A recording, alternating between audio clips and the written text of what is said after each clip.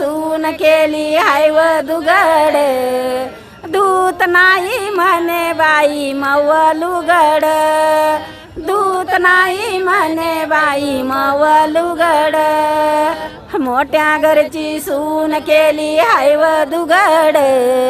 मोठ्या घरची सून केली हाय वधुगड दूत नाही म्हणे बाई माई माझं दूत नाही म्हणे बाई माझं लुगड हो